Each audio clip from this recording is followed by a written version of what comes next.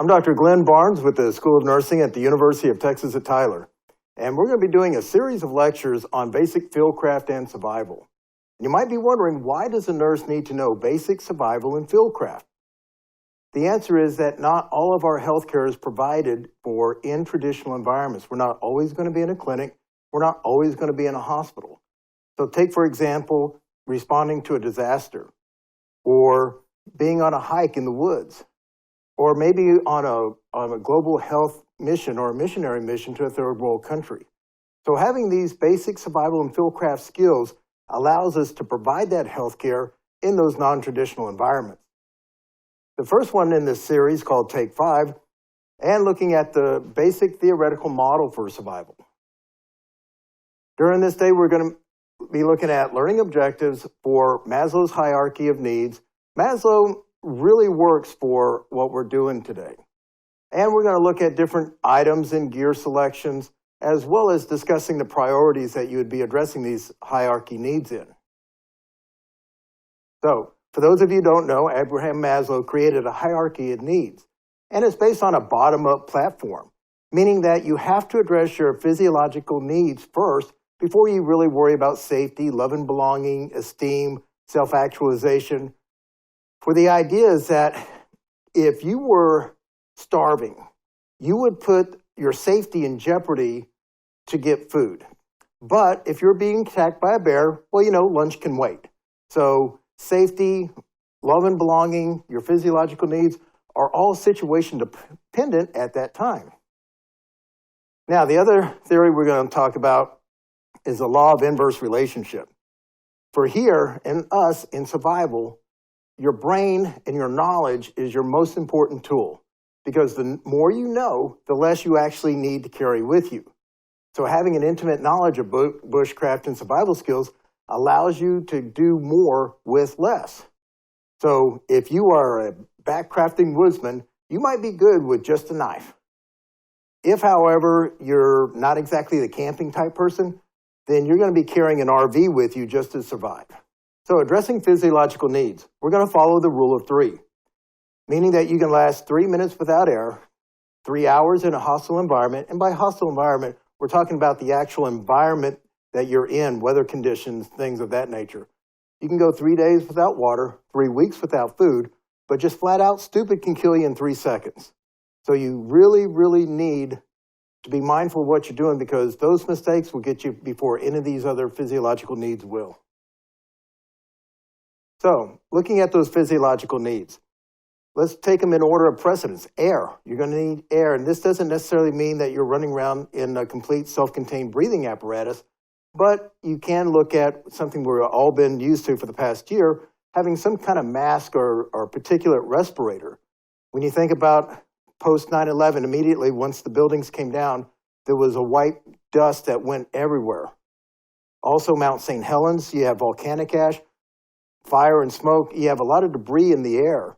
So having a simple respirator or just even a mask can help the air be better for you. Then we're going to look at thermoregulation. This is your body's ability of maintaining heat. And for an injured casualty, they lose that thermoregulatory ability. So we as healthcare providers must actually provide that thermoregulation for them, and for us as well if we're the ones in that condition. And that is a combination of sheltering, the thermal containment being your clothes or a sleeping bag, and the ability to create and use fire. Then water. Water can either be stored, filtered, or treated, or a combination of those. So we're going to look at different methods of procuring water later on in the series. And then food.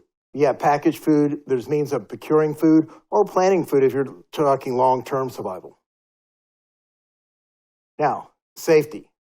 Again, the priorities may flex due to the supersede your physiological needs, depending on what's going on with you right now or what's going on in the environment. And because there's multiple threats. The environment itself can be harmful to you.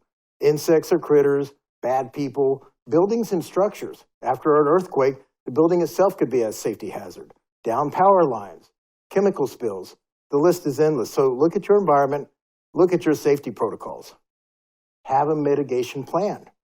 And having the plan before this happens is actually better than trying to make one up on the spot. I know it sounds crazy, but let's just run with that one. Planning beforehand is better. So make a plan. Then make sure everybody around you knows what that plan is, because a plan that only you have isn't going to help if you're the one hurt. Also, right tool for the right threat. The number one tool is just don't lose your cool. I know it sounds cliche-ish, but your ability to keep calm, cool, and collective in an emergency situation is your first tool that you can use for both yourself and any patients you have. Remember the secondary effects of any actions you make. Do your research. Don't forget the tool. If you say, hey, this is the best tool ever and I need to have this to get myself out of this trouble, make sure you take it with you. Make sure you have it with you. But if all else fails, remember rule number 1. Now, addressing love and belonging. We're herd creatures. We are driven by our need to be with people and family.